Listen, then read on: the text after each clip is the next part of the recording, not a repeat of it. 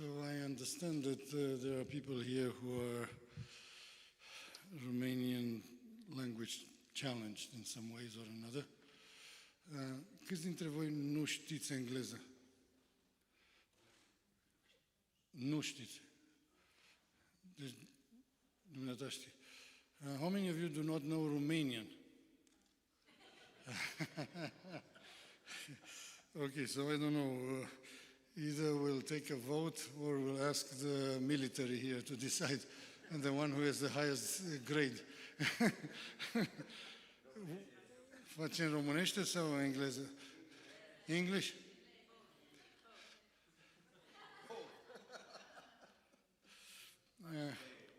Stereo, da, okay. Well, our sister here is American. I told her nobody is perfect, so she should not feel bad about it. So let's try to do it in English. What I'm saying today in English, you probably can find on YouTube in Romanian. I don't know under what title, but you can listen to all 400-500 things in there. And I remember Wurbrand when he was saying, I'll tell you something from the Bible, but I will not tell you where it is. Just read the whole Bible and you'll find the verse. So I was told that last time I was quite unfair and biased because I kept telling all the things that a husband expects from a wife. And no, the wife expects from a husband. And they told me that I was pretty hard with the men, giving them all kinds of responsibilities that it's hard to do. And lo and behold, I didn't have time to get to the women because the time was limited. So I was told that the men want some revenge or some equity about it. So probably I'll start. If I have time, I will say something else. But I will just go 5 minutes about what I did in this session last time, a few months ago.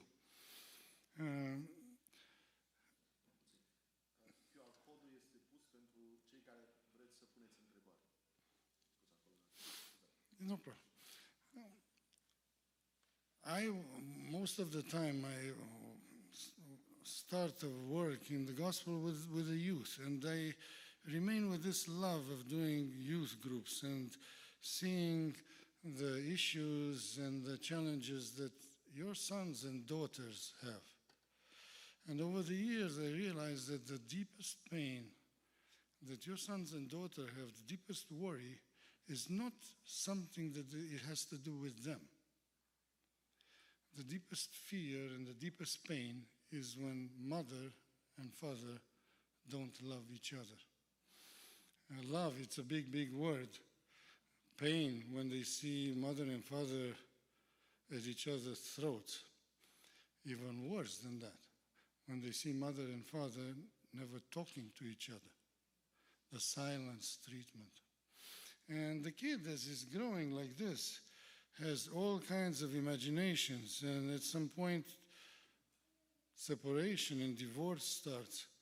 And every child, every youngster that I talk to that went through a trauma like that, they somehow think it's their fault. You know, my friend and brother here had 10 kids. I mean, it's impossible in a family like this, the kid not to think how hard it must be for my father and mother to raise 10 kids. I mean, 10 plates and 10 quarrels and 10 of this and 10 of that. And if, God forbid, they get a divorce, every one of them would think, you know, if it would have been just 5 of us, maybe my parents would have been, it's somehow my fault all the time. I asked them, what is the deepest problem that you have? And they said, my deepest problem is my parents. And not what they do to me, what they do to each other. They would rather be punished unfairly They would rather take pressures on themselves than to see mother and father yelling at each other or turning the back to each other. That's the hardest thing that they take. And they learn how to cope. They learn how to swallow all these things, but every one of these things will affect them, will affect their faith in God. My closest nephew, the son of my sister, one that he worked as a missionary for some years. At 42, he came at 2 o'clock in the night in my house and he said, I am giving up God. I don't want to hear about him. I don't want to know anything about him anymore because he has not answered the deepest prayer that I had, that my mother and my father would love each other. And I asked him to change my father. He was a terror in his home. And I asked him that my mother would be able to resist. And I asked him, when they separated each other, I asked him to bring them back again. And the Bible said that if somebody prays according to God's will, their prayer will be heard. And I can imagine, he said, how can that not be God's will? That my father and my mother, both saying Christians, that they will love and stay with each other. And I honestly prayed, and here is my father, that he died far away from the home. He left the home. He never came back, and he died alone in a car that turned and went into a river. And he either died drowned or he died suffocated by the heat in Missouri alone, and he was found in a week later.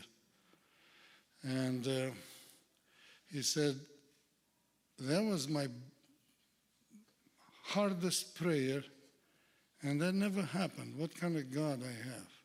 So I realized again that he would have been able to take any sort of pressure and any sort of persecution possible if mother and father would have been together hand in hand. So last time I told you some things about what a wife expects from her husband, Christian husband. The expectation is that he would be a leader. A leader is a big, big word. We understand the leader is the one who gives commands, orders around. Well, that's the way the world works. But even the world doesn't work like that. How did Bill Gates get to be the leader of one of the biggest corporations in the world?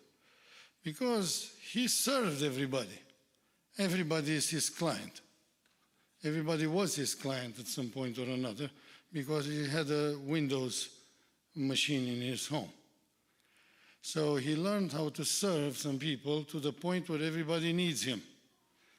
And he leads because he was able to serve. For all the good and bad that he's doing, this is how a leader becomes a leader, because he serves. Even in the military is like this. The one who serves, the one who sacrifices himself because it gets higher and higher is needed. A wife wants a husband that is a leader, that he can actually serve and this way become needed. I'll go quickly over this because this I said last time. A wife wants a husband, and she dreams about a husband that has eyes only for her. And that's very difficult. I am a man.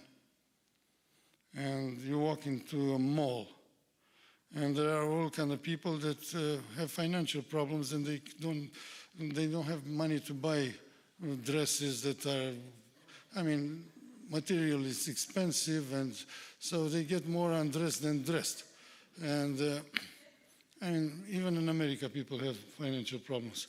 And so the eye starts to go. I read what Job said, where he said, I have made a covenant with my eyes, that I will not lay my eye. And I wonder, man, was that God sick? Well, that guy must have been have some sickness. How he was able to do that? I make efforts to do this. And so I go into a restaurant and I know if there is a seat that faces the wall, I sit there and I let my wife faces the restaurant. Because I learned from an older gentleman that he was sitting in the other place and some lady like that cross, and he kind of goes, and his wife is seeing this. And immediately in her heart, it's like stabbing. Because the wife that sees his husband looking elsewhere, she somehow gets into this desperate mode. She thinks, whatever I do, I am not enough for my husband. And that's a desperation point. It's one thing to tell your wife, you never should do that mistake to tell her that your mother's soup was better. That's the sin that is not forgiven. That's the real interpretation of the unforgivable sin. But it's another thing for my eyes to keep looking right and left. For the soup, she can learn how to cook. But when she feels that she can never fulfill some desire, then it's desperation mode. There is nothing she can do. So there is a real fight for a leader, for a man, to understand how to control his eyes and how to control his desires and how to learn how to love his wife, even in a sacrificial way, if needed. I know a young man who I was with Wurbrand in his home. He was a genius. He was the dean of the physics department at Princeton University. He was a worldwide genius. And before we got in there, Wurbrand told me, you should watch how this man treats his wife. So he greeted us. It's a young, blonde, 45-year-old fellow, looking like an actor. And I wonder, why did Wurbrand tell me to watch how he treats his wife? Probably his wife is also some sort of model. And his wife came down the stairs. She didn't came down. She had the lift on the stairs, one of these. And she was paralyzed and had that disease that contracted all her limbs. And I wonder, man, what must have happened after they got married? And Wurbrand told me this is how they got married. The guy looked in the church and he wanted to get married, and he thought in a different way than any one of us thinks. He didn't think, who can make me the happiest man? He thought, who can I make the happiest woman? And he saw her, well, she knew some other things about her mind, about her spirit. And he said, if I marry her, I will make her the happiest woman in the world. And 15 years after their marriage, when I went into their home, he was treating his wife like the Queen of England. And that was an experience that I will never forget. And it's unique, probably. There's not a second one in the world like that, I guess. But that taught me some things about how I should look at my wife and how I should not look elsewhere. Would I tell you that I've always done that? No. No, I am not that man. But that is what a wife expects. And the wife expects a husband that can communicate. I don't know, I tell you how to make your wife a different person within 3 weeks. Somebody that you will not ever recognize. You will give 15 minutes unchallenged time when you come home, and you ask her, how was your day? And whatever she said, you never blame, complain, or explain. So when she said, this house is a mess because you're not taking care of the kids and stuff, and you immediately want to say, darling, I just come from no explanation. And you see that the stuff is less than arranged in the house. And you say, obviously, no blaming. No blaming, no complaining, no explaining. It tells you this, and you smile and you nod your head 15 minutes a day. In the first day, she will think, okay, what does he want? Second day, third day. But then, that 15 minutes will be the highlight of her day. She will wait for that 15 minutes like a flower waits for the sunrise. And 15 minutes in the night, you pray with your wife. Very difficult thing to do, I admit. Because a wife, when she prays, she knows that her husband is a captive audience. Now she's going to tell him, through God, whatever she had no chance to tell him in the last 3 months.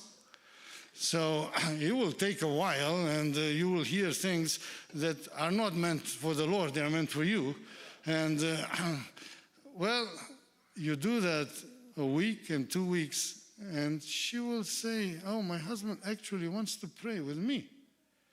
And you will have the incredible ticket to be a witness between the most intimate conversation that your wife has with the Lord. That's a unique ticket. And once a week, you take your wife 2 hours out of the home, or maybe a weekend, and go to an ice cream or somewhere where she's outside of all the duties and in a different environment. You know, I told my son, just got married 2 months ago, and I said, you have to be very careful, because you and Hannah, you knew each other for quite a while. They were raised in the same church, but then you kind of went together for the last couple of years, but you lived in an unreal world, you know, like a cruise. You go in a cruise, and everybody is surrounding you and treated you like the King of England. But, you know, you're just a normal man like me. You do computers, or you do plumbing or construction. But in that 7 days, everybody is at your feet giving you this and that. And you feel, you know, you just don't dress like that. I heard some people do dress like that. And you are like the king for 7 days, and then you return to normal life. That's a cruise. This is why the cruises are made, to make people live in another world for 7 days. 8 days to 10 days. And this is what dating is. 2 young people that go and never have bad conversations. They always talk about nice things. They go to a nice restaurant. They go to a nice park. Or like I was doing in New York in the cemetery, because the only clean place in New York. And you have a walk, and you talk nicely, and you get dressed nicely, and she puts up some makeup, and this guy doesn't smell and puts on deodorant. You live in an unreal world, the world of dating. And what happens is, after you get married, well, I don't need to date my wife, I can see her all day long. So the only world that she knew with you is gone. That's why in 3 months, she said to her friends, I don't recognize my husband. And he said about her, I cannot understand who I married. I can't recognize my wife. Obviously not. Because you lived on a cruise ship all to the last 3 years. And now you are in the real world. Of course you don't recognize. He doesn't put deodorant anymore, and you don't put makeup, and you don't go to date. Well, that's a stupidity. Because the wife expects the husband to take her in that world at least once a week, where there are no problems, there are no discussion about the issues of kids. It's just smiling, deodorant, makeup, nice clothes, roses, and a little 2-hour cruise. Now you do these 3 things to your wife, and in 3 weeks you will not recognize her anymore. You'll have to look in the marriage certification to make sure that that's her. Because this is this sort of basic needs that is put in the soul of a wife. And that's what it means to be a protector and to be a leader. Now, since we don't have time to talk about the expectation of the man, that's what I did last time, so I'm not going to do that now. Is it possible that we men, expect things from our wives? Well, I had a relative, a lady. He was kind of now middle age, I don't know, 45, something like that at that time.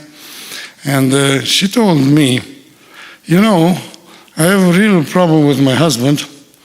My husband should be in love with me regardless of how I am.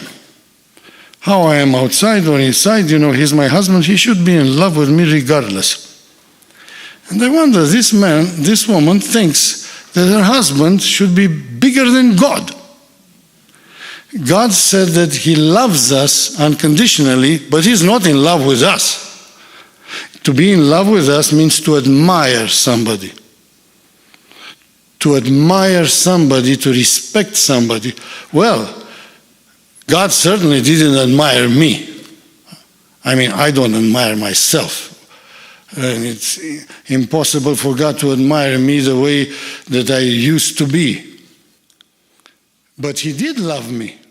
But to be in love with me, that's another thing. That is something that you should earn. I should earn. I always have the love of God. But goodness, I so thirst that when I go down to bed and I pray, I feel his approval for the day. Just to feel the approval. There is that incredible song that I keep listening time to time that says, I long to hear good job, servant, or something like that. Well done, well done. It's a heartbreaking song that basically describes the desire of every Christian not to be only loved by God, but to somehow have God in love with him, be admiring him. And that takes a doing. And I wonder, how does that lady think that her husband can do things that God cannot do with her? He was asking her husband not only to love her, that's his duty to do that no matter what, but he was asking her husband to admire her no matter what she does. Well, I told her, you are asking your husband something that even God will not do. And why is this? Because she doesn't understand that her husband, in order to admire her, he has expectations in the same way that she has expectations of him. You wonder, what are some of these basic expectations? And you can see them everywhere in the Bible, and you can see them everywhere around you. And if you pay close attention, you will see them in your own heart. You don't need to be at the seminar like this. What I'm doing kind of a shortcut of things that you already know. The husband dreams about a wife that will respect him as a leader, will respect his position as a leader, and will let him do the responsibility that God gave him to lead the family. A wife wants words of love, declarations of love. She lives with this. A husband likes to be told he is loved, but that's not his primary need. Because the basic need that God put in a husband, in a man, is the need to protect. It is more than the need to be loved, the need to protect. He is there to protect his family, to protect his wife, able or not able, that's what his basic need is. And he needs to have a response from his wife, from his kids, that he's doing that in one way or another. He needs that respect. A husband wants the respect more than love. A wife wants love more than anything else. But a husband feels that need to be respected as a leader more than love. I'm sitting in London, and there is a couple. I went to a church, the Pentecostal church, and then there is a couple that came to talk to me and my wife, and she was so sad. When she started talking, she was weeping. And he said, my husband is so hard. He never expresses love. And he kind of nodded. He says, this is how I am. I love my wife, but I don't know how to say it and things like that. And she was so thirsted for signs of love from him. So I asked her, can you tell me 5 qualities that your husband has? And she said, my husband is the most honest man that I can imagine. Everybody can testify. I don't know if he will say a lie ever or in his work. And says, my husband has no outside hobbies. Our family, me and the kids, are his hobby. My husband brings all the money at home. He doesn't spend money on his own things. My husband loves the kids, and he spends time, and I stopped her at some point. I said, gosh, we should change seats, because I am not at that level on any one of these counts as your husband is. He should sit there, and I should ask him, how in the world was he able to become such a perfect, I have never seen a husband like you describe. So you telling me that you have the most incredible husband that I've never seen before, either you are inventing things, or this guy is so perfect, but in the same time, you are so unhappy with him. Have you ever told him what you just told me now? She said, no, because then she will even, it will get to his head. Well, what she did not understand, that she was thirst for his signs of love, and he was desperate to get some sign of respect from her for the things that he was. You can show signs of respect for your husband even if he's not, for the things that he can be. But he was already, he was beaming, this guy at the table. Oh, my wife, for the first time, he understands what beaming. Then I turned to him and I said, what do you mean you cannot show love expressed? He says, I'm kind of a cold guy. That's stupid. Pretend. You know, the actors in the movie, that die for it. You think they really do that? But, I mean, when you watch the movie, go rehearse in front of the mirror. What kind of stupid things are you saying here that you cannot bring a rose to your wife? You cannot sing her. You told me that you know how to play guitar and trumpet. Sing lullabies under the balcony. Anybody can do that. What kind of stupid excuse is this that this is how you are? No, she was beaming. But everybody understood very well his own needs and did not understand that all the other person needs. A husband will need desperately. I am a man. I do wisdom searches in the morning with my boys. Now, I have only one at home, but there were 4 of them.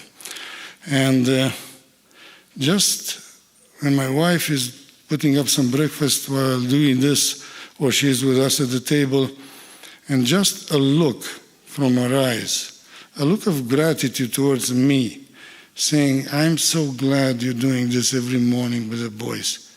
I mean, I tell you, she could tell me 10,000 times, I love you. It is not worth as much as that look. I'd rather get that look of gratitude for one morning of wisdom search than 10,000 declarations of love. This is how we are built. This is how we are constructed. This is why many men, I mean, that's not an excuse, but that's an explanation, are leaving their wives. And they are going after somebody that is not as smart, not as beautiful, and has no qualities that his wife has. But that person seems to need him. And in the Bible it says that a woman is able to destroy her house with her own hands. And why does he say that? It's because she is able. She is a very capable woman. Sometimes she's smarter and deeper, like my wife, for example, smarter and more able and has more qualities than her husband. And at some point, she realizes that. I know a wife who was a major master degree in finances, and they both had these 3 businesses. And her husband started to do bad business decisions. Now, she's a master in business, and she kind of told him, this is not good. The husband kept doing bad things. At some point, she said, I could not let my husband destroy the business. So I told him, from now on, I take the decisions about the business. Anyway, I was the senior partner in them anyway. Before the marriage, I put more money, and she started to take the decision. And surprisingly, her husband felt very relieved in the beginning. What she did not know is that her husband started a while ago to start seeing some other woman. And God was reproving him by putting pressure in his businesses. But she is an expert in business, and she saved the business, so now her husband had no worry about the business and enough money to keep going with that woman, and eventually he left with her and half of the money. So she won the little battle there about the business, because she was able with her hands to do that with her mind and education, and she lost the entire war about it, not knowing that God would put pressure on this man, and he was about to repent because of the pressure of the business. There is a woman who is so capable, and all of a sudden she sees her husband doing bad decisions in the family. Well, I'll take care of this and I'll take care of that. I'll take care of the education of the kids. I'll take care of the finances in the house. And in the beginning, the husband, oh goodness, I have less worries. But at some point he realizes, I'm like a fish out of the water. I have no purpose. Because the purpose for him was to lead and was to protect. And now the wife is leading and the wife is protecting. So he starts looking outside. And outside is this woman who is not at that quality in any way with his wife. But that woman seems to need him. And he will leave the best wife for somebody that needs him. That is not an excuse at all for what he's doing, absolutely at all. He is stupid to do that. Because that is a classical thing. This is the director, he has a secretary, and one day he has no time to lunch, and his secretary understands that he's so busy. So she goes and fixes the lunch, she buys some lunch, and he brings it to lunch, and he thinks, wow, how attentive is my secretary. If only my wife would be so attentive. So he writes her a note of thanks for this attentiveness. And she thinks, oh, how attentive and gracious is my boss. If only my husband at home would be so attentive for what I do, how well we were doing. And then because of that, she feels that she should do some more services to him. And then he does more thanks to her. And each one of them thinks, well, if my husband or my wife at home would be like this, how well we were doing. And eventually, they split their marriages and they get together with all these expectations now that she is so perfect and he is so perfect, and catastrophe happens after 3 weeks. But it all started with these expectations. This is why I told you about what the wife expects, what the man expects. But a Christian should learn, all my expectations are to you, O Lord. It is natural to expect of your wife and to expect of your husband, but it is spiritual to give all your expectations to the Lord. And the Lord may give you back from your wife and from your husband all these things as gifts, not as expectations. It's like this wife who learned these things, and he said, I put all my expectation to the Lord. I keep bugging my husband to come back at 7 o'clock when I do the dinner, and he always comes late, and I will give this expectation to the Lord. And here she's doing dinner, and her husband doesn't come. She said he's come home at 6. He doesn't come. 6:30 he doesn't come. But she gave the expectation to the Lord, and he comes at 8 o'clock. Now the soup is cold and she is boiling instead. But she remembers, I gave my expectation to the Lord. So when her husband comes home, she jumps in his arms and gives him this hot kiss. And the guy was expecting some blows because he knows he came at 2 hours and a half later than he should. And he knows how it is. And all of a sudden, okay, what does she want? So next day the same, and next day the same. And then he asked her, what happened to you? He says, I gave all my expectation about you coming home. I gave them to the Lord. So if you want to come home 5 days later, don't worry about it. I gave it to the Lord. Well, you can bet next day he came at 5:30 at home. God always takes better care of the things that you give him than what you can take care of. But these expectations are there, and they are real, and they should be known.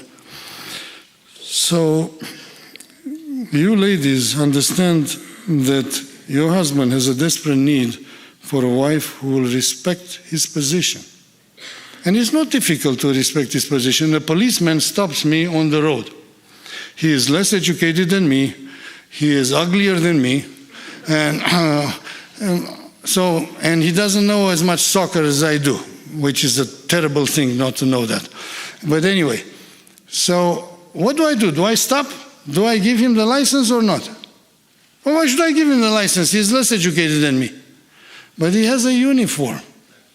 And I may not respect his personality, but I have to respect his position. He will understand that probably better than all of us in the army.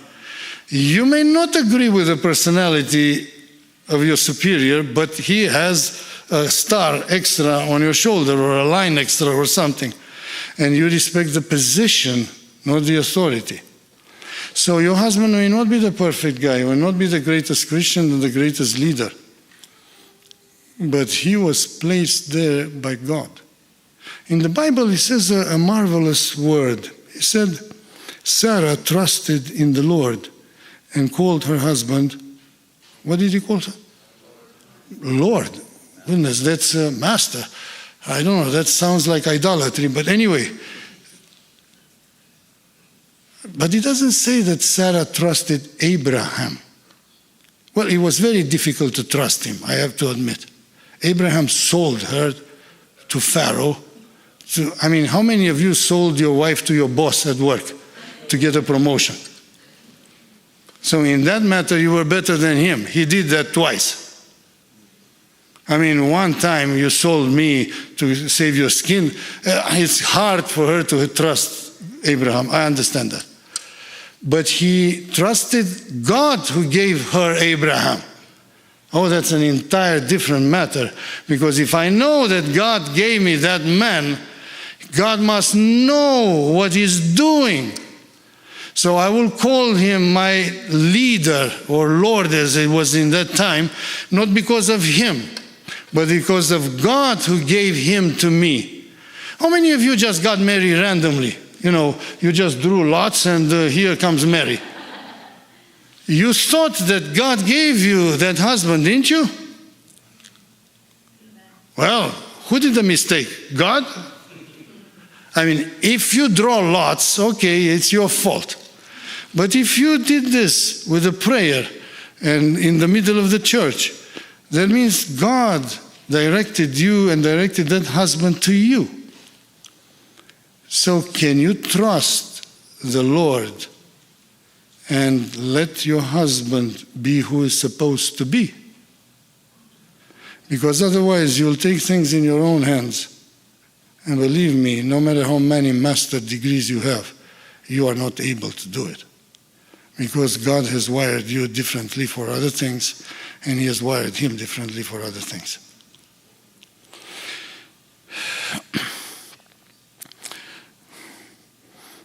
Husband has a desperate need that his wife will know how to appeal, how to change his mind. A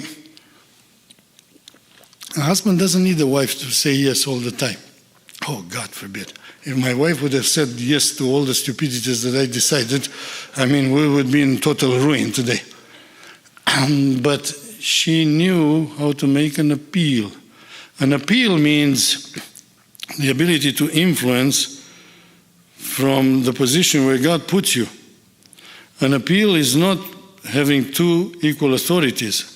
It's to be able to use one of the greatest powers in the world, the powers of influence.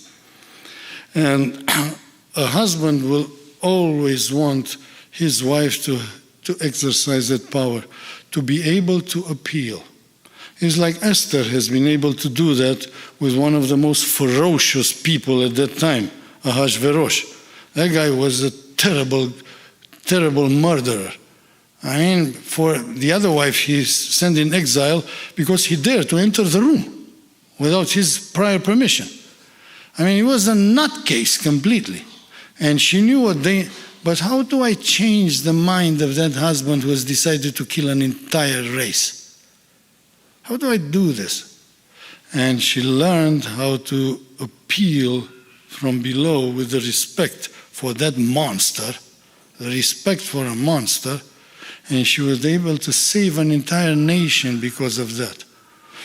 Daniel was taken captive, and he was given certain things to eat. He was prepared to be one of the counselors of the king at the time. Special people taken from different families with special qualities and trained to become great in that nation. And here is this guy who is taking care of them, and he's giving him food that is against his law. I mean, he could have told him, hey, listen, pipsqueak, I don't eat this sort of stuff. Don't you know I'm a Hebrew? If he would have done that, the book of Daniel would have had only one chapter. The rest would have been missing because he would lose his head. But he learned how to appeal. And he went to that man and said, sir, why don't you try giving us 10 days, different type of food, and then in the end, you decide, not me. You decide. He let the guy have the power of decision, and he used the power of influence.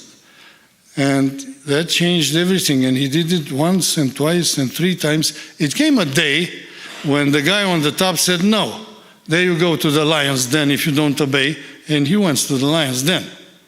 I mean, at that time, he decided, I will not obey no matter what. But before that, you use this power to appeal. And the husband wants a wife that will do this, will learn how to do this. I don't know if I told you this story. This is a story that moved me since I was young. There was a Rabbi Meyer in Odessa. And he had 2 twins, 10 years old. And he went to the synagogue on Shabbat, and his wife was at home. The kids went to some tree, and they fell, both.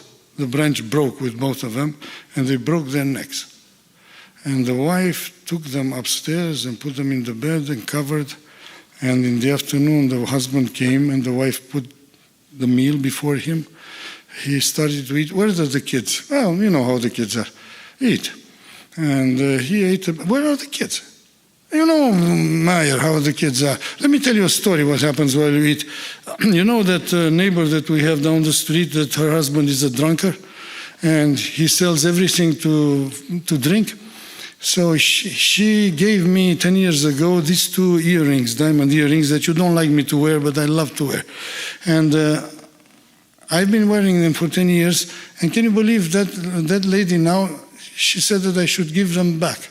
What should I do, Mayor? Should I give them back or not? And the rabbi was astonished. Darling, what kind of question is this? What do you mean? It's her rings. It's her earrings. You should give them back and thank her that you wear them for 10 years. Mayor, he said, let me show you something. And he took him upstairs. And he said, 10 years ago, the Lord gave us 2 diamonds. And for one reason or another that I do not understand today, he decided to ask them back. Should we give them or not? And the story said that the rabbi kneeled before her and embraced her knees and said, happy is a man who has a wife like you. The ability not to manipulate, the ability to influence your husband's heart from the position where you are. A husband is thirsty to have such a wife. A husband will respect way more a wife that said that is not good and learn how to appeal than somebody that always says the yes but in her heart is always rebellious. So I wish I would tell you easy things. None of them are easy. And all of them requires to stamp our own personality and our own desires on both sides. But sometimes we cannot do that for this other person. But can you do that for your own kids? Can you stamp over your own personality, pride, for your own kids? And people sometimes tell me, I cannot do that even for my own kids. Then I have to ask, if you cannot do that for your wife or for your husband, and you cannot do that for the kids, can you do that for the Lord? And that's the most important questions of all. Can you renounce your own pride for the Lord, for the sake of God, for the sake of Christ? And if that is you're not able to do, there's nothing else that God can ask of you. Then you are your own God, and you are your own idol, and this is just a club. It's a nice club. You're a smart person coming to this club, much better than a bar. But that's all there is. I will tell you one thing that very few people know. A husband really desires a wife that is praised by other people.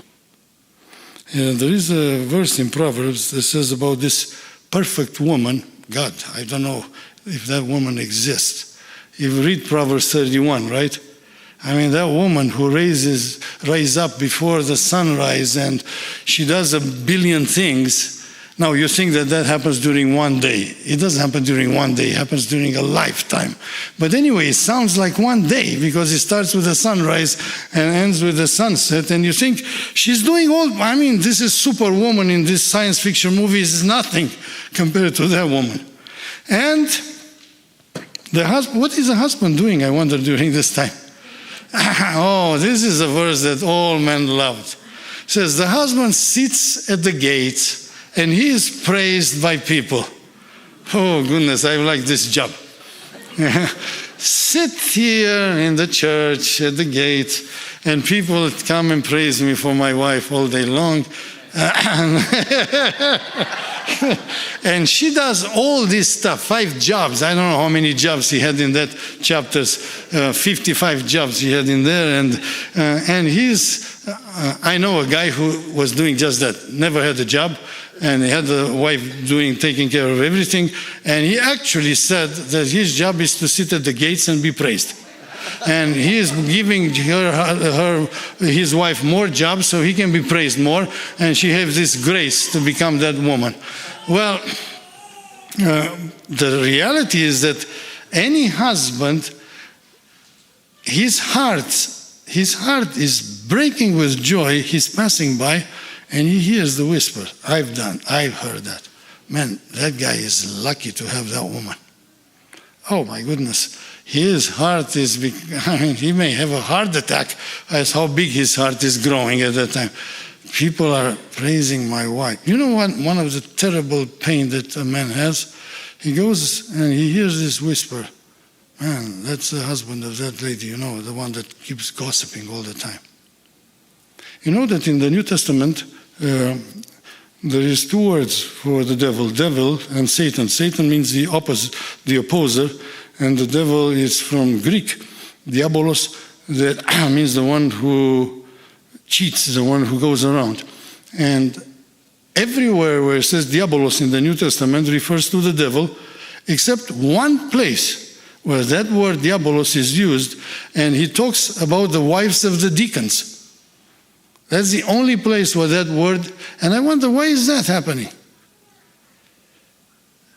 Because there were some women there in the church that keep gossiping, keep doing things, and everybody talks about. And they're talking about in the same terms as they are talking about the devil. And the Bible doesn't hide that and puts that word in there. And you go and you all of a sudden hear, oh, that's the husband of that woman, you know, the one who does that and this.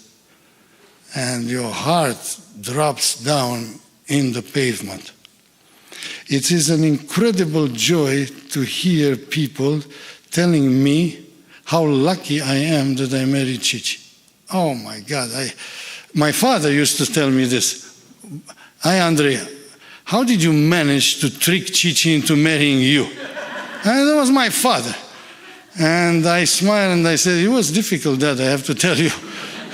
It takes some doing to do that.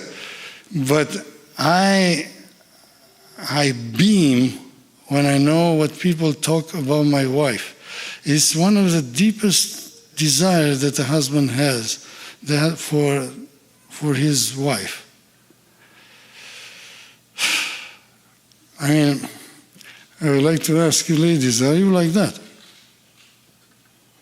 Man, last time I asked the men, are you like that? And I had to tell you, I am not like that. I'm still trying to become that man. And you probably are still trying to become that lady, that woman. And I think with God's help and the Holy Spirit that is in us, each one can become what God expects of us.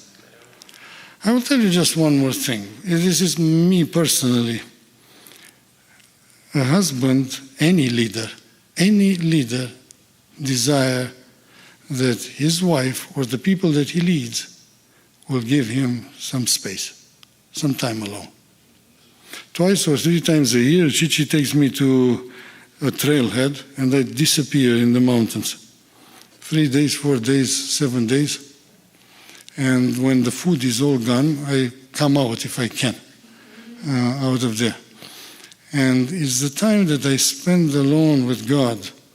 It's the time when many things that I speak in the church comes in that time, where there is nothing around, where there is no other voice around, where that is the time when I learned not to fear death anymore.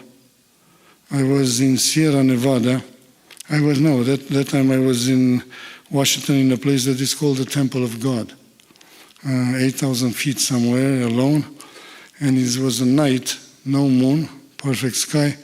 And in the middle of the night, there is this bird who keeps hitting my tent. I didn't know it was a bird.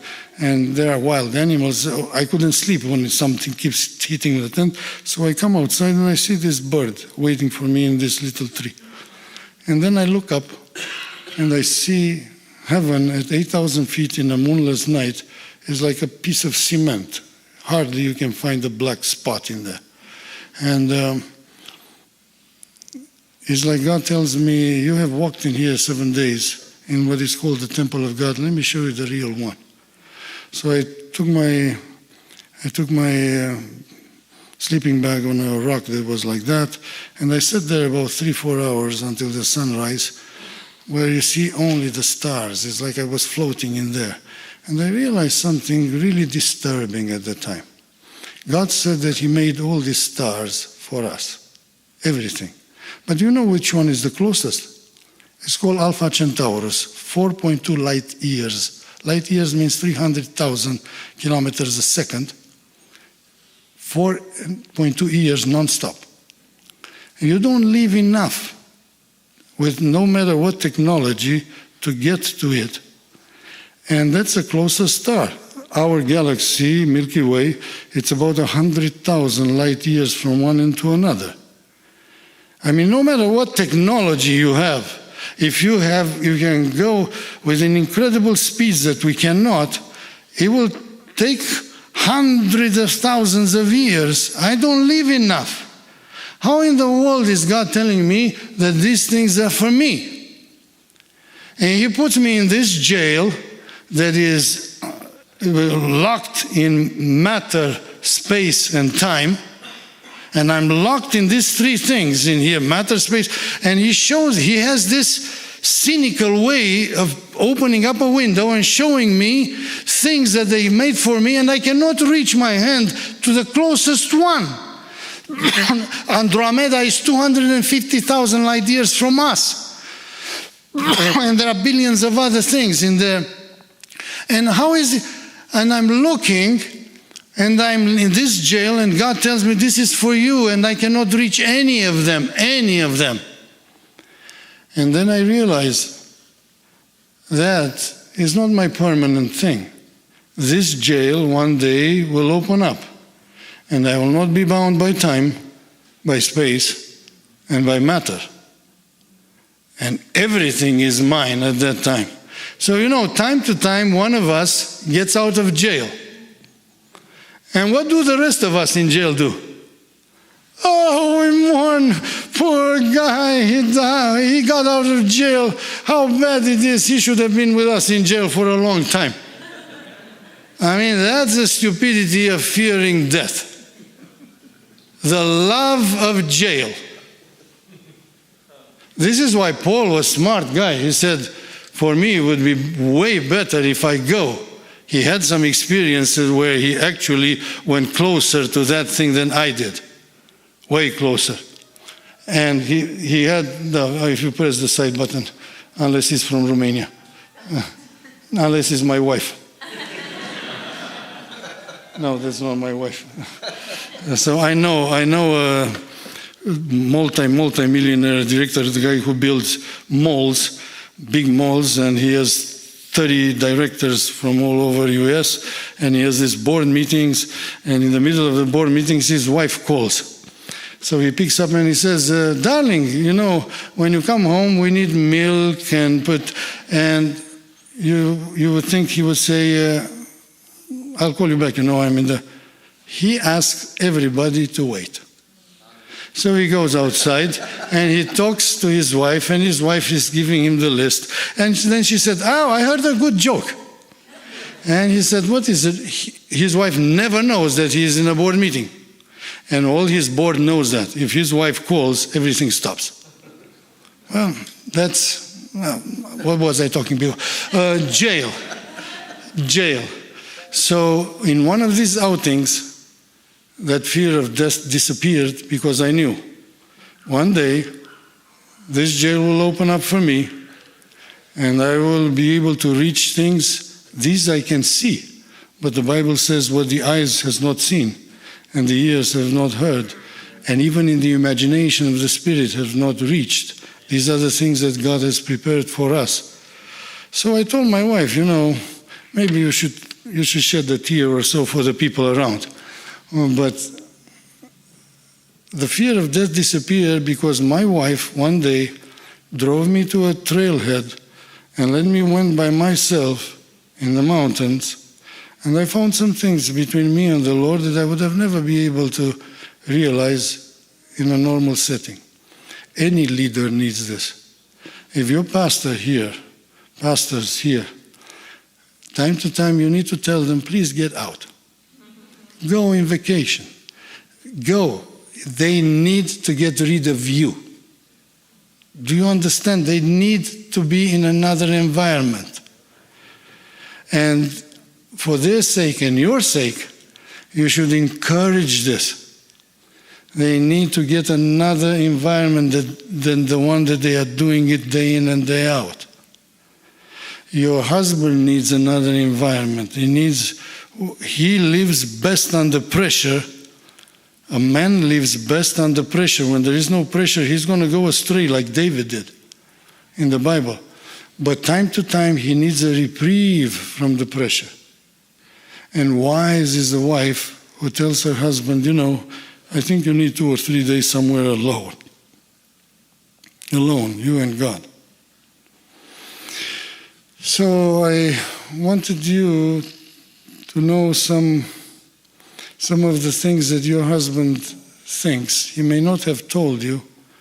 Sometimes he may not have known them himself, but somewhere in our hearts, every man desires things like this of his wife.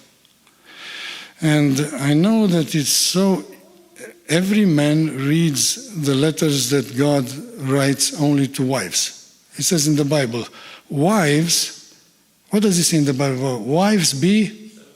How come you know that? That is not written to you. Do you open the letters to everybody? And even it says it's towards somebody else. Your mother told you. Oh, okay. All right. That is a smart man right here. So your mother was allowed to open the letters, and then she told you. Very good, very good. So that's what happens. All the men read and learn by heart what their wife should do. And all the women learn by heart every woman knows that the Lord tells the husband, love your wife as Christ loved his church and sacrificed himself. Oh, and they know that in every translation possible. But that is written to the husband. So what I'm telling you today is, why don't we open our own letters and see what God is asking of us. My wife may not do everything that what I will do. And maybe your husband will not do everything, but you will do. And the greatest blessing that will fall immediately is upon your kids. Your kids will grow in an atmosphere of peace, an atmosphere of love, and dedication one for another. It's all they need to grow when they are delicate flowers, that they don't have deep roots and they don't have stability yet. You too are the only stability that they actually have. If that foundation is cracked, breaks, and separates, that entire building collapses. And we are witnessing today a generation that lives in broken homes, and it is obvious how they look now. In Sweden, it's even worse. In Norway, there are like 40% of the kids, they now live with none of the parents divorced and he went with one of them, then those divorced and he went with one of them, and they divorced, and now he lives in a home with two strangers, none of them is their parents, and he has some remembrance of the other places where he was. This is why when he's about 16 or so, the only desire is to get out, and the parents have the only desire to have that kid out. It's a complete broken relationship between husband, wife, and parents and kids. And what happens, you can see just in the next generation, the total destruction and collapse of the society. So we are not the world outside. We have been given incredible power from the Lord to be able to do supernatural things. You may think that you are not able to do these expectations, but Paul said, with Christ, I can do it all. And he was talking about much more things than what I just said here. What time was supposed to end? I will keep you a little longer then to kind of tell you a little bit how does a wife, because we were talking about the expectation that husband has of you, wives. How do you do this thing? You will never be able to do this if you do not understand the immense power that God gave you. The Lord, all the power, says the Bible, comes from God. All the authority is His to begin with. But He is delegating authority on earth. He puts each one of us under at least 3 umbrellas of protection. Is the umbrella of the family, of the church, and of the society, government. And for every one of them, God gives specific instruction about the responsibility of how to protect those under this umbrella.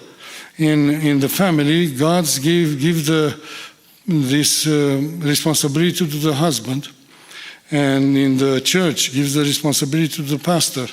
And then there are those offices in the government, in society, who are supposed to reward good and punish evil, to offer some sort of protection, and all of us are using it. If your house is on fire, you call 911. If there is a robber at your home, I hope you call 911. You just don't start shooting through the door directly. And because you know that there is an umbrella of protection, the government. Now, in every one of these situations, the Lord gives two kinds of powers. He gives the power of decision and then the power of influence. In every one of these situations, in the family, God gives the power of decision to the man. I would say not the power of decision, I would say the burden to decide. I really wish I would not have to decide difficult things, to have somebody else decide. Because many of the decisions that I've done are wrong. I've not hit them all right by any stretch of imagination. But the trouble is that God gave me this burden in the family to take the last decision. It is true that He told me to listen to counsel, and He says the victory comes from the multitude of counselors. But counselors means the one who try to influence me, not another power of decision. So there is a power of decision that in the family is given to men, and the power of influence that is given to women. In the church, the pastor has from God the power of decision, because the Lord says, you will be responsible for the souls of those who are giving to you. You will be responsible. Not the elders group, not any. You will be responsible. But then he needs counseling. So the church has the board or committee or whatever you want to call it, the elders, that they have the power of influencing. In the government, there is a Supreme Court, let's say, that have the power to decide. But do you know that majority of their decisions are not theirs, actually? Each one of them has about 50 counselors who advises him in every piece of the law possible. I mean, the law books are you will fill this entire room, and there are so many people who are searching everything and advise them, this is the case, this is how it was a precedent, and eventually that guy with the hammer in his hand makes some decision based on the power of the influence. Everywhere exists like this. In our relationship with the Lord, who has the power of decision? Who should decide? God should decide. No, we say we should do His will. What power do we have? What does it mean, prayer? Prayer is a type of the thing that you try to influence God in something. What is incredible that in almost every aspect of the creation, the greater power is the power of influence, not the power of decision. It's the Supreme Court, as I say, for example, usually what they sign is actually what the other people who influences them is they are advising them to do. The president, the same way. I mean, he has 1 million advisors, and usually with Biden, the poor guy never signed anything, actually, I don't think. There was all these influencers who did the signing, AutoPen, no? Stuff like that. But that's an aberration. He should not have been like that. But there is this, the greater power is the power of influence. In every aspect of life is like this. Esther was able to influence Ahasuerus and change the history at the time, saved an entire. She did not even know what type of power she had until she tried it. The power of influence is incredible, but it requires about 3 character traits in that woman, in that board of the church, in that citizen that is under the power of decision of somebody else. Without those qualities, the power of influence is nil. A youngster comes to me and says, how come my father, not only that I cannot influence him, he's not even hearing me.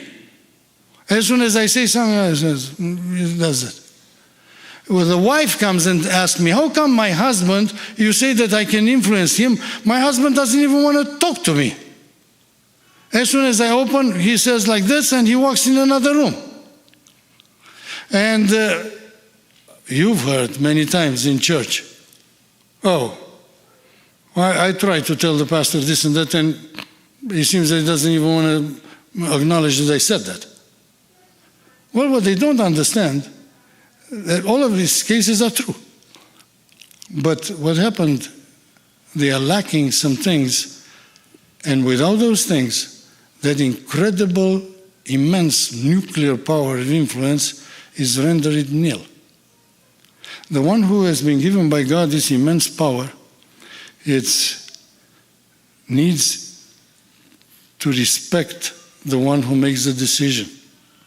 I tell the youngster, your father doesn't, you said that the father doesn't listen to you, doesn't do anything for you. I see that you have a car. Who bought it? Oh, well, my father. I see that you have some clothes. Who bought those? My father. Oh, you have an iPhone. Oh, who's paying the subscription? My father, my mother, my father. So there is a huge list of things. Then these are just material things. I said, you have 16 years old and you still go in church. How come you still go to church? Well, my parents brought me to church all their lives. Actually, they prayed for me. They did all this.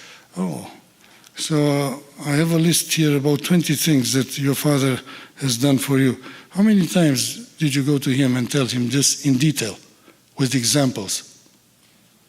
Well, so one of the youngsters actually decided to do that. He took that list for every one of these items. He remembered examples with dates. And one day he went to his father that never listens to him.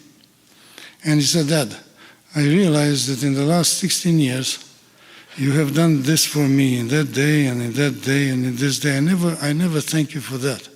And then you have done this. And I remember how you were praying when I was in bed, when I was young, and you were praying at the head of my bed.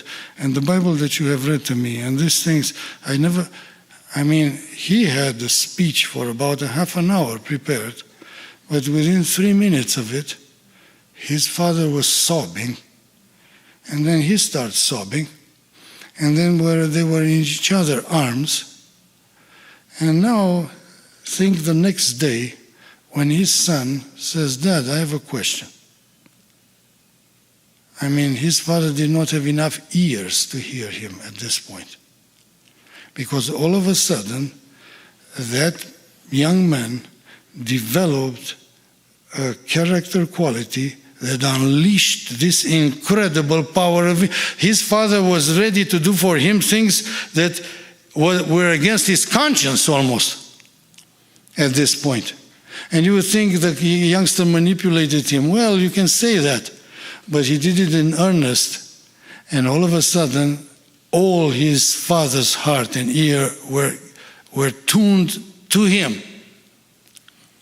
I see people in the church sometimes unhappy. I go to many churches, and usually after a seminar like that, people tell me about the problems in the church. And I asked, so your pastor has this fault and that. What qualities does he have? Well, some of them are smart, because if they have no qualities, then I say, how come you were so stupid to be in this church for so many years if the preacher had no qualities? So they don't want to become stupid, so they tell me qualities. And I ask, did you ever write a thank you letter to your pastor that he taught you for 15 years? 15 years, your son is 15. He taught your son since he was born. Your son, I went in my church, and I had to thank Sebi, the pastor of the church, because my son grew up, the two sons here, grew up since they were born in that church. And he must have heard hundreds and hundreds of messages, and every one of them had a little drop of truth, and every one of them remained in their mind. It was invaluable, invaluable. I tell my sons, do you ever go to Sebi and thank him? So they learn how to do that. They learn how to... Do you know, when Sebi baptized my 22-year-old a few years ago, he was sobbing in the water. He baptized also his son. When he baptized his son, he was not sobbing as much as when he baptized my son. Sobbing and sobbing and sobbing when he baptized Tommy, because Tommy went to him several times and thanked him for what he did for him. I asked the youngster, did you ever write a letter to your pastor about it? He hangs his head, no. But he took care of 15 years of your son's life. 15 years. Even to somebody who's making the shoes for 15 years, you would say something. No. And they wonder, how come the pastor never hears my voice? Well, there is no respect and there is no gratefulness about it. And then there is the need of spirit of service. The one who is under the power of authority and he has the power of influence, he's put there by God to serve. I told one time in the church, I was at the microphone and I said, my main job in this church is not to preach to you, is not to take care of you. My main job in church is to make Sebi successful. He is the main pastor. I am his helper. I am in a position of lead towards you, but I am in a position of influence towards him. And my only job in this church, if I make him successful in everything he does, then you get blessed, the whole church get blessed, and I know I'm doing my job towards him. Towards you, I have a different job, but towards him, the most important job I have in the church is to make him successful. This is why, if I have something to say, he has an ear to hear. He knows I am there to protect him, I am there to serve him, I am there to make him the best pastor that can be ever in there. So if there is something, when he's sad, he calls me. And I know in his voice somebody said something about him, and I have his ears and his heart because I learned how to serve the one in my authority. You wonder why your husband sometimes don't hear you at all. And that's not an excuse for the husbands at all, but it's an explanation. He feels no feelings of serving him at all in this. But if the ones under the authority, the ones with the power of influence, learn how to respect, how to show gratefulness, and how to serve, then all of a sudden you have the greatest power that God unleashed on this earth, the power to influence. And that is way greater than the power of decision, because majority of decisions that people make is based on the influence that they get. And all of a sudden your husband will come to you and will ask advice. All of a sudden the people in the pastor of your church will come to you, imagine, come and asking advice. Will ask you to help, will ask you for advice. You learn respect, gratefulness, and you learn how to serve. And you unleash the greatest power that there is. I've seen this tremendous issue.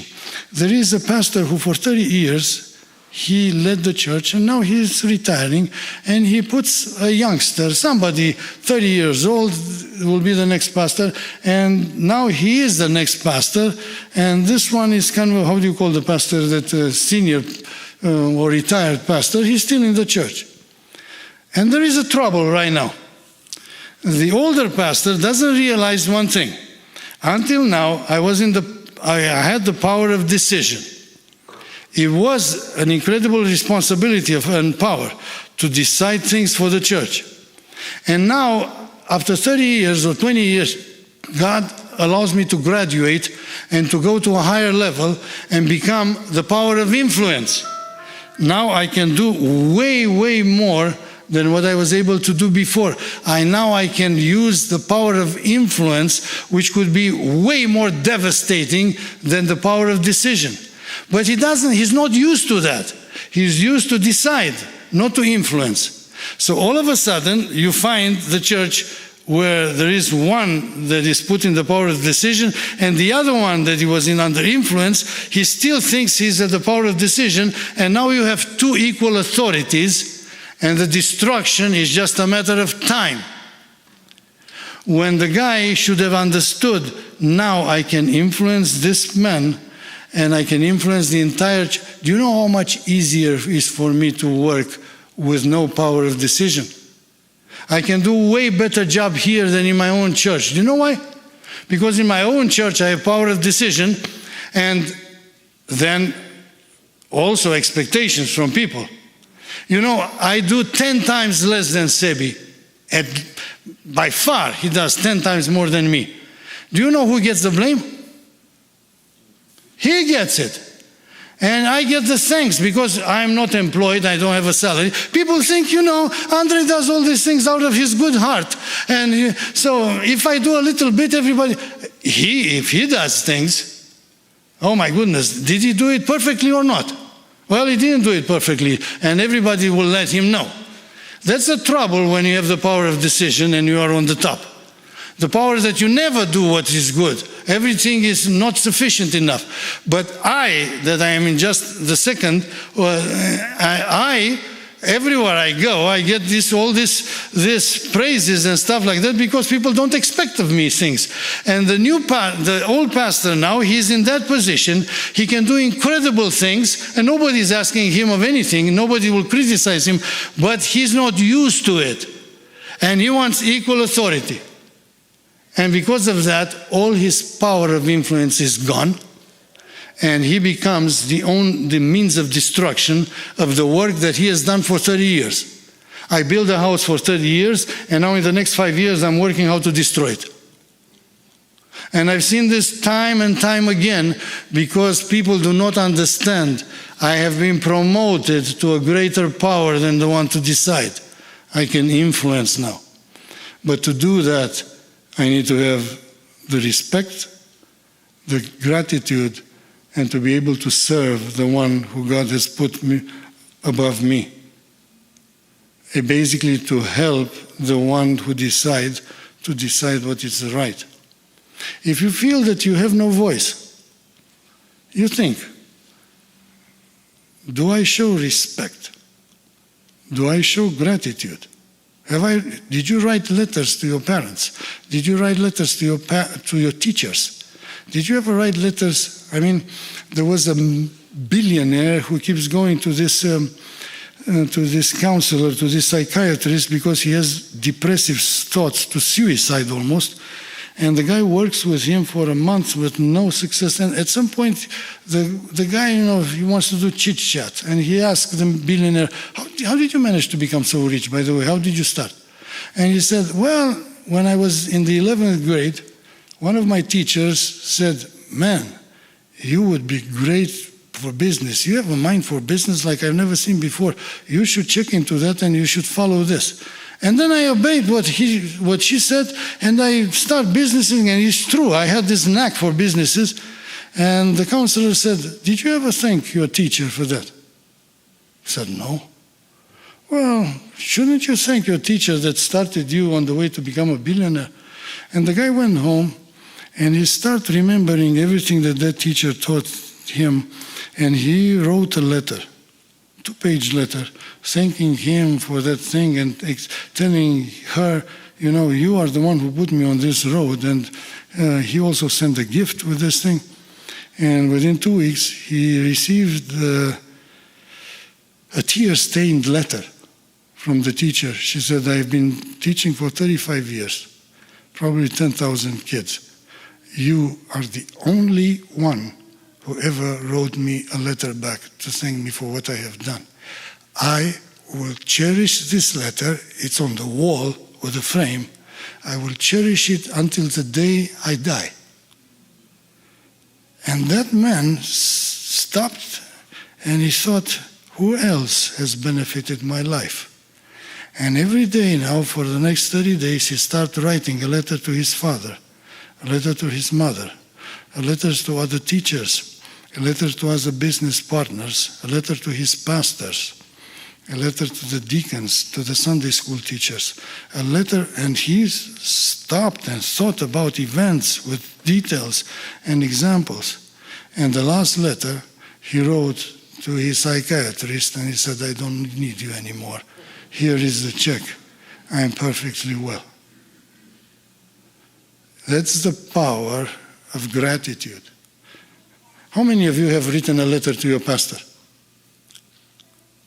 Come on, there are so many people here. How many of you? How many of you are fathers or mothers here? How many of you would have loved to receive such a letter from your daughter or your son? Well, did you write a letter to your pastor? But you expect one from your daughter and son? Why do you expect that from them if you have been served by somebody for 30 years and not a word has been spoken, a letter been written? And why would you expect that from your sons and daughter? How many letters did you write to your mother and father with examples of life? And remember, do you know, one of my greatest joys is when my son tells me the things that we have done camping and hiking, and they remember, I would listen 24 hours to this. I would listen hours and hours. This is one of the greatest joy that God has. In the day of fasting, one of the greatest things to do is to start walking and start remembering everything with a loud voice, everything that the Lord has done for you. He's the Father, and He loves to hear that. He will, 24 hours He will hear you that. And you walk and you tell Him things. Yes. Yes. I apologize for interrupting you. Please. Why do you think a letter will accomplish more than face-to-face conversation? Oh, yes, I will tell you. It will accomplish immensely more. This is why the Bible is in the letter format, in written format, not in images, not in sounds, but in letter, because a letter has this ability to be read and read and read again. Do you know how many times my wife wrote the letters that I wrote to her? Thousands of times. I mean, she's not stupid. She understood it from the first time. There is a movie, if you want to see, it says Les Miserables, but it's not based on the real book. It's based on certain things in the World War II. It's a movie with Belmondo and some other famous French guy. And in one of the scene, there is this literate guy who is in prison, and he wants to write his wife. And he knows only to say, je t'aime, I love you. So he says, je t'aime, je t'aime, je t'aime, je t'aime, je t'aime, je t'aime, je t'aime, je t'aime. He doesn't write. He asks somebody else to write. He doesn't know how to write. 1 page, 2 page, 3 page, 4 page, 6 pages of je t'aime, je t'aime, je t'aime. And his wife is receiving the letter. She doesn't know how to read. But the priest in the parish there knows how to read. So the priest comes and says, je t'aime, je t'aime, and then he looks. He says everywhere, says, and she said, please read every word. Please read every word. And here you see, je t'aime, je t'aime, je t'aime, je t'aime. What happens is that the poor priest fell in love with this girl because he just told her je t'aime about 500 times. But the power of written word is because he has the ability to read it and read it again and read. This is why we read the Bible so many times, and it seems to be new every time. It's a love letter from God to us. I wrote letters back to Him. I have a stack like this. In certain events of my life, when I had to express some things to the Lord that were too important just to say them, I write letters. I know He doesn't forget. But, you know, He loves to read them. In prison, Wurmbrand was with Paulinus, which was an Adventist pastor. And they were hungry, so hungry, but the guy wouldn't eat. Sometimes they were giving them soup with a little bit of fat, time to time.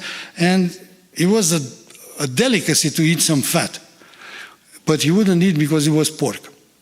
And Wurmbrand told him, brother, I mean, I know you are an intelligent man.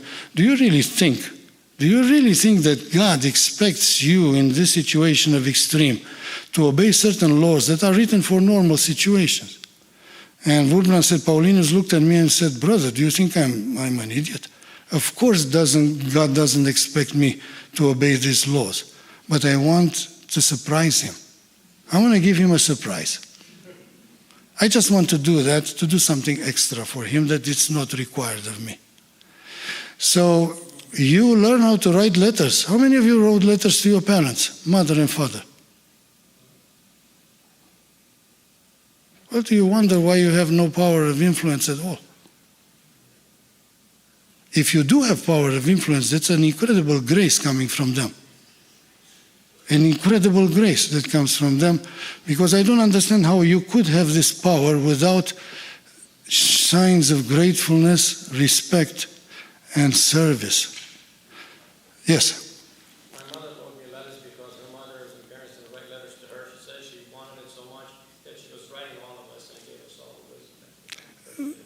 that is one of the most wise things a parent could do. I teach parents how to open their hearts to their sons and daughters by writing them letters. And some people started to do this and received these calls. Brother Peter from Bucharest, he writes me, I go to a big gathering of our family. There were 2 birthdays in there. And I remember what you said. And I went into the other room and I write to these 2 birthday son and daughter that happened to be born in the same day, different years. And I wrote them 3 pages of letters. And I told them how much they were the gift. If you write to me, I will give you 10 types of letters that you can write to your sons and daughters. One is about how they were a gift from God. I wrote that to my son. I wrote that to Thomas. And I said, you are the result of 7 years of prayers that Benny, the second born, was praying for another kid. He was praying in the church, 7 years old. Lord, please give me a sister or a dog. And people were laughing and smiling. And I said to Tommy, after 7 years of prayers, I told Benny and the family that Chichi is pregnant again. And he started weeping and said, that is my son, 14 years old. And when Chichi gave birth in the hospital, I was there for some hours. The husband suffered a lot when the wives give birth because we have to stand up for 3 hours. And it's quite difficult, you should understand that. But my son was there 3 days and 3 nights because he said, that is micuțul meu, is my little one. And Tommy, until today, he got married the other 2 months ago.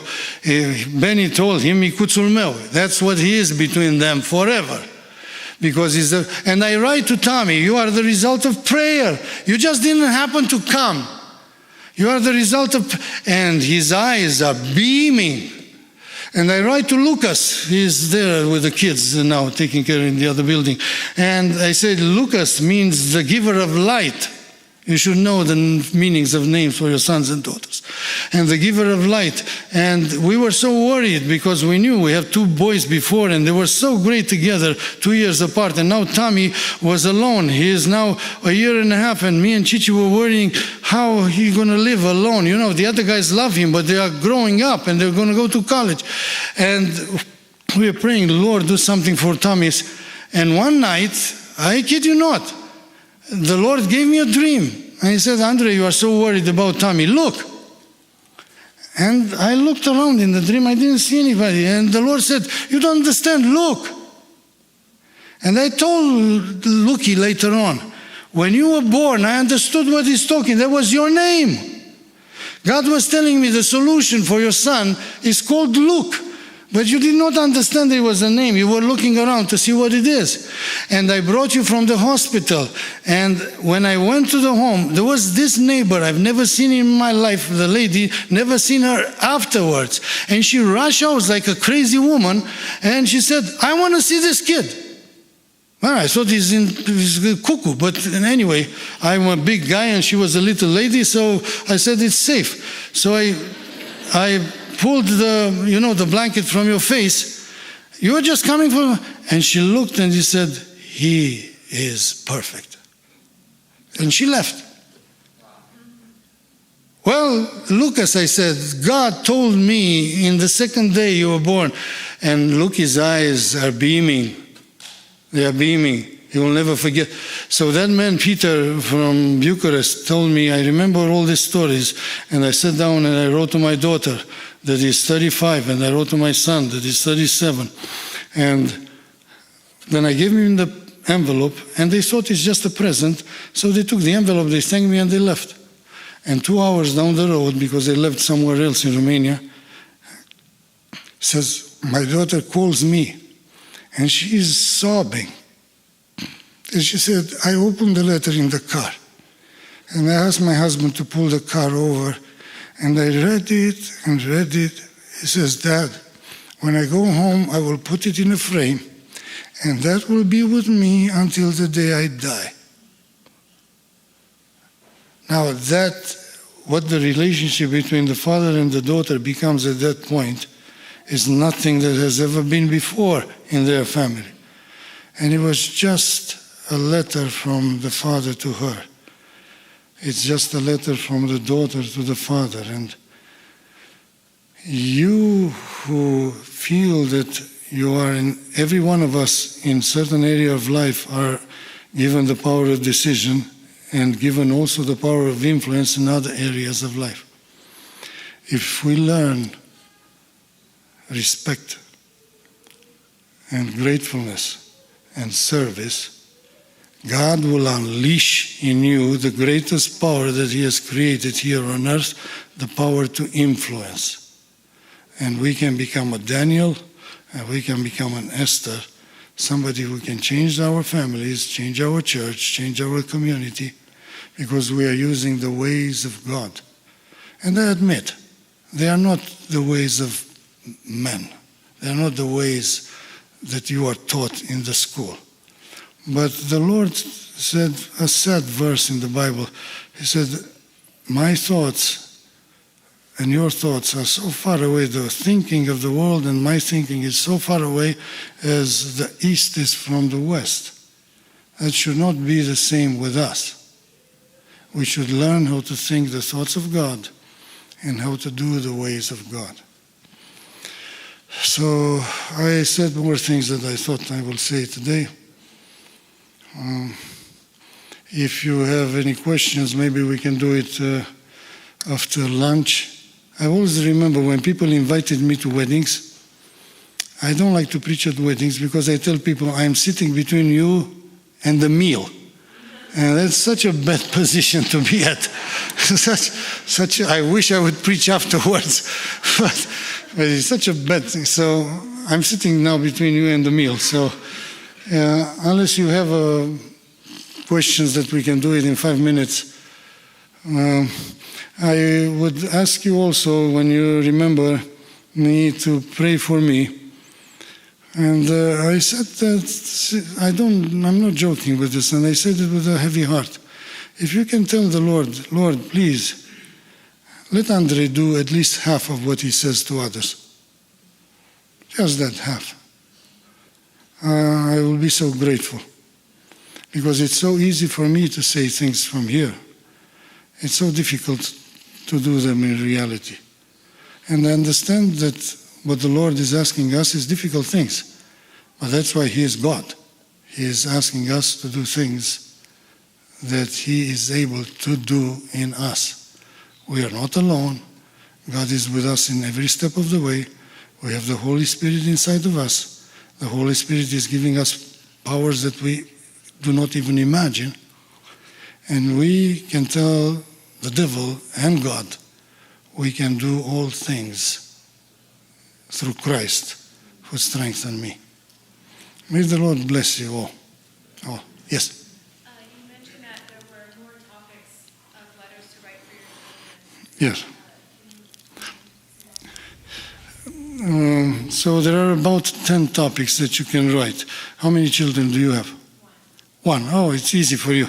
So if you would be the brother behind you there, he has 10. So what you want to do is every 2 months or so, you write one of these letters, 2-3 months, to your daughter, your son. You can do that since he is, 1 year old. He's not reading them at the time.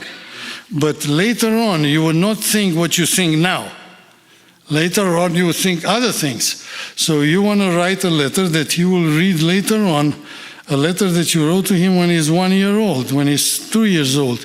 And you write a letter about how he is actually planned by God, the gift of God, like I explained.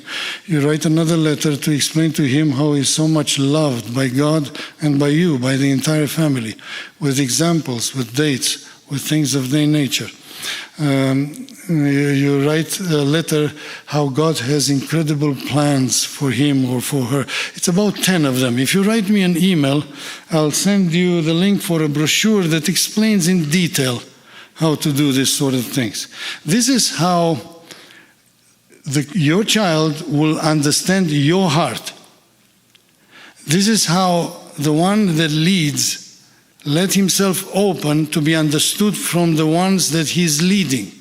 This is how God, who's leading us, he wrote to us 66 letters so we can understand him. If you need to understand your kids, that's another matter. If you understand your kids, then you have to learn how to take interviews with them every 2 or 3 months individually. And for that I can send you some other materials where there are about 45 questions that you want to ask your kid. And you just become the student where you learn, you're asking him, you tell him, I want to be able to pray for you intelligently, but I seem that I don't know you enough. So I'll ask you some questions, and the rule is no blaming, no explaining, no complaining. I will not reply, I will not explain, I will just take notes.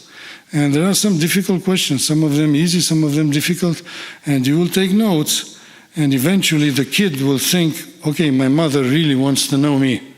Between her or him and you, will build a bridge. And in one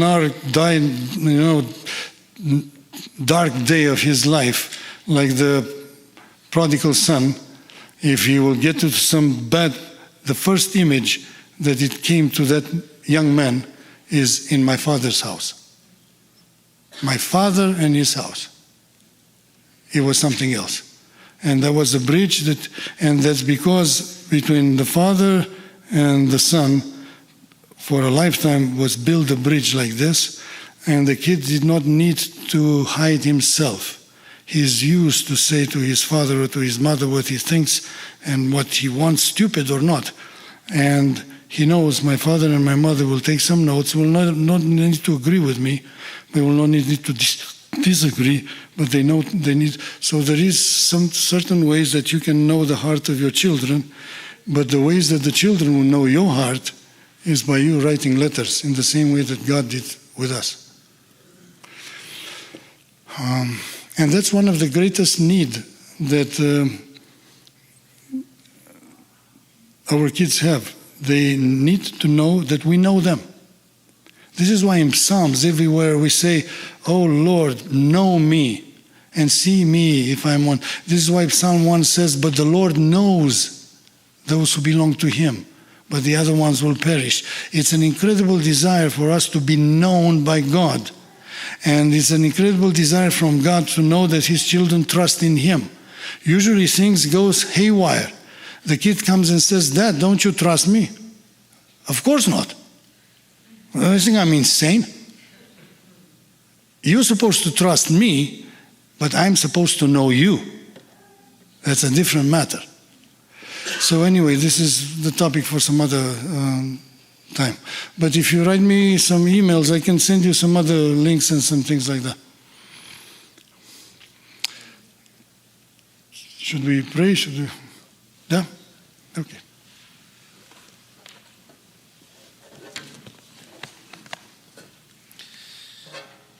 Sunt câteva întrebări, urmează ca să le citim după ce servim masa și dacă mai vrea cineva să pună întrebările, pot fi puse. E anonim totul, deci nu-i numele trecut acolo. Așa că, dacă doriți, puteți să întrebați și să puneți întrebările, ca după ce servim masa să putem adică fratele să poată răspunde. Acum, haideți să ne ridicăm în picioare. Vrem să-i mulțumim lui Dumnezeu pentru momentele acestea care le-am avut împreună, pentru sfaturile care ne-au fost date și tot ce putem face să facem, nu? Ce ziceți? Să practicăm. Să ne ajute Domnul. Haideți să ne închinăm Domnului și să rugăm pe El să ne binecuvânteze. În același timp ne rugăm prin credință și pentru ce urmează. Deci nu știm ce-i pus în așa, ce pregătesc surorile, dar oricum știm ce pot face surorile noastre. Așa, pâinea e foarte... Ade o gustat din pâine. Pâinea e foarte bună. Da, mulțumim Domnului. Haideți cum frate.